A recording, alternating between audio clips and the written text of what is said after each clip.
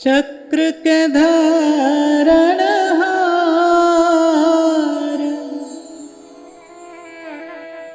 गरुड़न के असवार, नंद के कुमार मेरो, मेरो संकट निवार,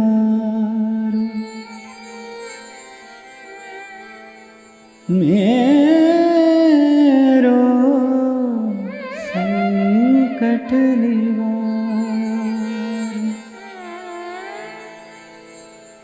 गिरिवर कर धारो, गजग्राह ते उबारो, ब्रज के रक्षणहार,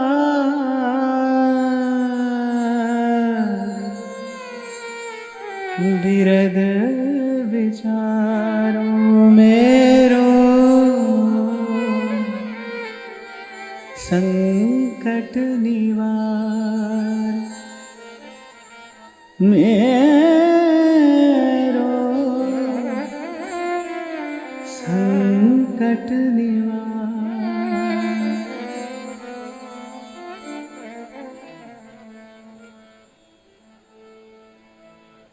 श्री सूरदास जी का ये भाव है।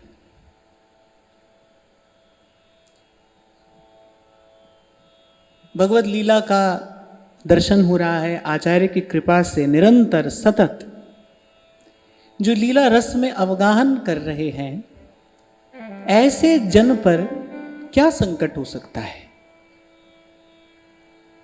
जो बड़े आर्त स्वर में सूरदास जी ने प्रार्थना की है, मेरो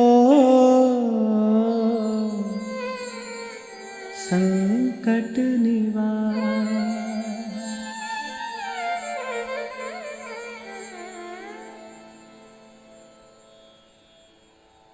तो अनुभवी जनों ने संत वाणी का विचार किया है, निरंतर सतत विचार किया है,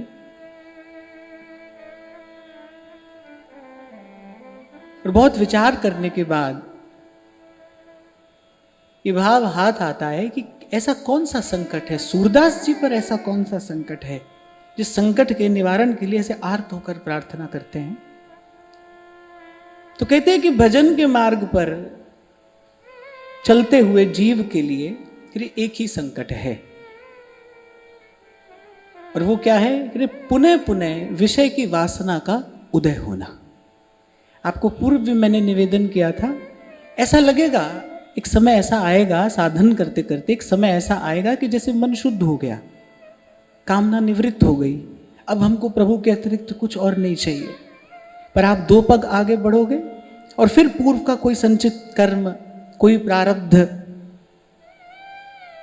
या संग के दोष से उत्पन्न कोई वासना फिर बाधा बनकर और मार्ग पर आकर खड़ी हो जाएगी। तभी रसिक अनन्य नृपति श्री स्वामी हरिदास जी महाराज कहते, कब हूं मन इत उत चल जात।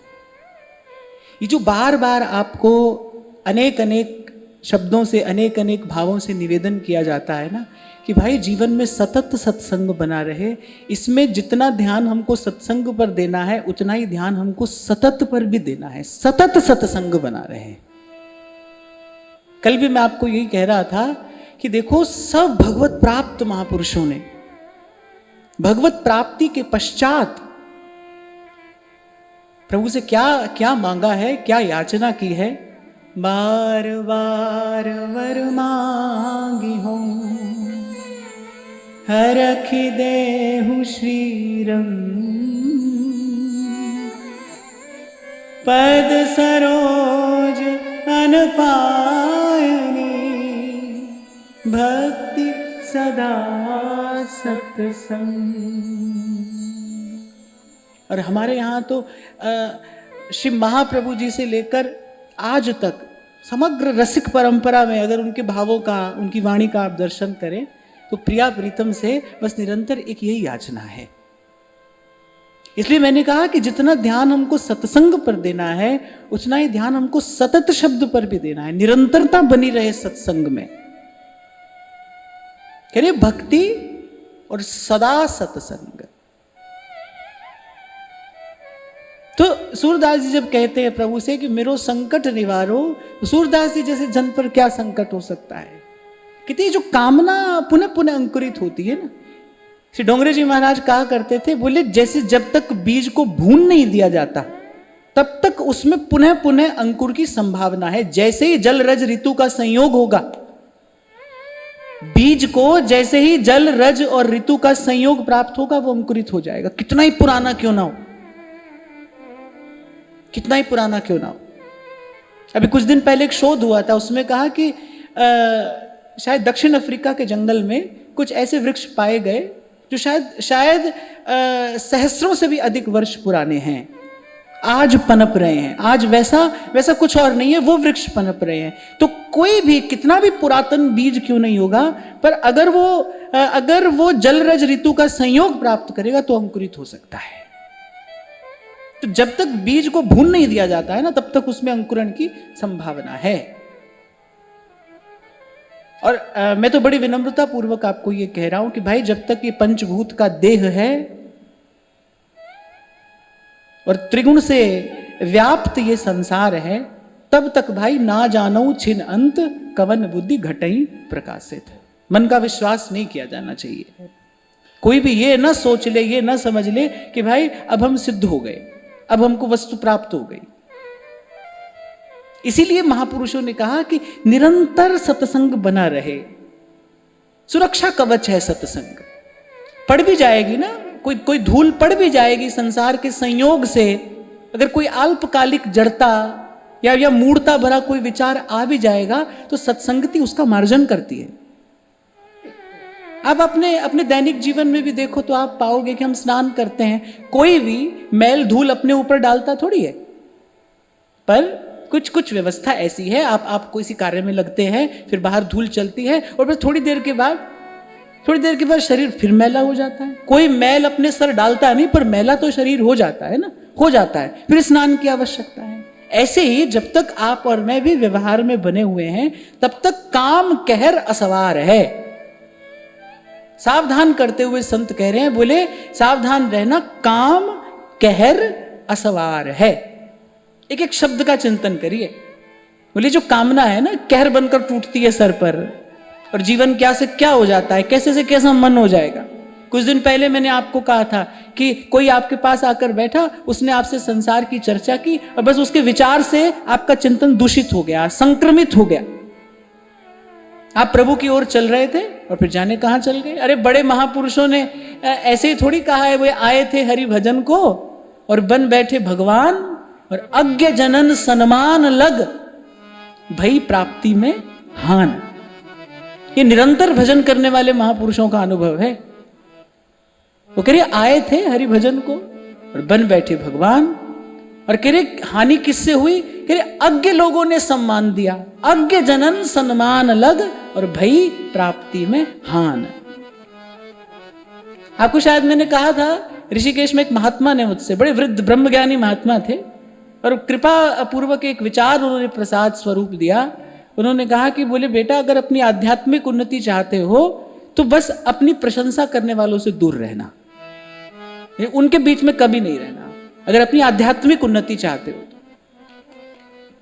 तो कह रहे काम कहर असवार है, और कह रहे सबको मारे धाए। कोई एक हरिजन उबरा जाके नाम सहाय। कोई एक हरिजन उबरा जाके नाम सहाय। तो ये संकट है, और कोई संकट नहीं है। धन नहीं है, संपत्ति नहीं है, जीवन में कोई प्रतिकूलता आ गई, ना ना, ये कोई संकट नहीं है भाई। जीव पर संकट क्या है? कह हनुमंत विपति प्रभु सोई, जब तब सुमिरन भजन न होई। ये संकट है। कोई भी संग, कोई भी स्थान, कोई भी स्थिति जिसमें ऐसी संभावना हो हम भजन से विमुख हो सकते हो। देखो, प्रभु में और आप में जो संबंध है ना, वो संबंध कैसा संबंध है कि प्रीति ही प्रेमी और प्रेमास्पद को सदा निकट बनाए रखती है। प्रेम की जो भावना है, प्रीति का जो उज्जवल भाव है, वही प्रेमी और प्रेमास्पद को सदा निकट बनाए रखता है। वो तन से पास हो या दूर हो, लेकिन जो प्रेम है वो प्रेमी और प्रेमास्पद को सदा सन्निकट रखता है। कोई भी समय, स्थान, स्थिति, संग जिससे हमारे हृदय की प्रेम भावना आहत होती हो, उसका वही कुसंग है। और नारद जी भक्ति सूत्र में कहते हैं, दुस्संग सर्वथैव त्याज्य, वही कुसंग है, यानी उसका त्याग करिए। अब भाई प्रश्न ये आता है, कैसे करें कुसंग का त्याग? बहुत बहुत देर तक तो यही पता नहीं चलता है कि कुसंग हो रहा था। साधक को बड़ी देर तक तो साहब ये भी पता नहीं चलता है कि ये हमसे कुसंग हो रहा था। कुसंग का त्याग कैसे किया जाए? कुसंग का त्याग करने के लिए तो विवेकवान बुद्धि चाहिए, परमार्थ का बड़ा प्रखर चिंतन चाहिए। कुसंग का त्याग करने के लिए कुसंग पहचानने में नहीं आता है। आपको मैं एक बात बताऊं, मीराबाई साहब अपने एक पद में कहती हैं, मात पिता और कुटुंब कबीला सब मतलब के गर्जी, सुन लो मारी अर्जी। फिर गिरी ये संसार सगानी कुया, सांचा सगा गिरधर जी। बड़ी देर के बाद ये पता चलता है, जिनको अपना समझकर छाती से चिपटाए बैठे थे, अरे वही तो कुसंग था, वही तो कुसंग था। कहते हैं कि जब वानप्रस्थ का समय आता है, जब गृहस्थ के बाद वानप्रस्थ का समय आता है, तो बोले जो देवता हैं वो कैसे विघ्न उपस्थित करते हैं। ये तो पूर्व भी मैंने आपको निवेदन किया था कि जो भजन के मार्ग पर चलेगा, शुभ भी विघ्न उपस्थित करता है, अशुभ भी विघ्न उपस्थित करता है। देवता भी विघ्न करते हैं और असुर भी विघ्न करते हैं। तो कह रहे जब जीव वानप्रस्थ की ओर चलता है, माने जब वो उसको ये लगता है कि भाई अब भजन करना चाहिए, कह रहे उस समय देवता लोग विघ्न उपस्थित करते। कैसा विघ्न उपस्थित करते हैं? कह रहे तब नाती में, पोते में, भाई में, बंधु में कह रहे और ममता होने लगती है, वो और प्यारे लगने लगते हैं। ये क्या है? कह रहे देवताओं का उत्पन्न किया हुआ विघ्न है। बहुत बहुत पास जाकर आप देखोगे ना, तो जीवन भर हम कुसंगी करते आए और कुसंग को ही आसक्ति, अहमता और ममता के वशीभूत होकर जीव कुसंग को पहचान नहीं पाता है। इसलिए मैंने कहा भाई पहचान में कैसे आएगा कुसंग, कैसे है? और जब तक पहचान में नहीं आएगा तब तक उसका त्याग कैसे होगा?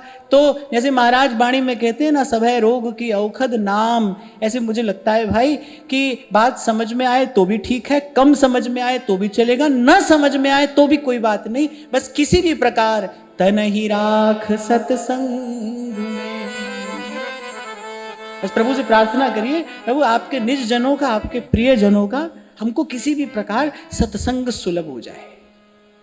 सब रोग का समाधान यहां से है। ये कल्पतरु है, कामना पूर्ण करने वाला कल्पतरु नहीं।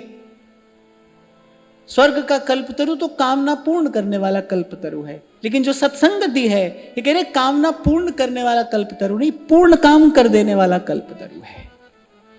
ये कामना के बीज को नष्ट करता है, संकल्प की शुद्धि कराएगा, विचार की शुद्धि कराएगा। जिन विचारों से दौड़ दौड़ कर हम संसार को गले लगाते हैं, जिन संकल्पों से हम अपने पतन का मार्ग प्रशस्त करते हैं, कह रहे सत्संग उन्हीं कुविचारों को, उन्हीं अशुभ संकल्पों को नष्ट करता है। और मैं फिर आपको कहूंगा, नित्य ही कहता हूं, आज फिर आपसे कह रहा हूं, एक घटना ऐसी है, एक प्रसाद ऐसा है, या फिर एक चमत्कार ऐसा है जो संत के अतिरिक्त और कोई नहीं दिखा सकता, केवल संत ही दिखाता है। संत ही दिखाता है, इसीलिए संत कहते हैं, जन के चरण बसे मेरे हियर, जन के चरण बसे मेरे हियर, संग पुनीता देहि, संग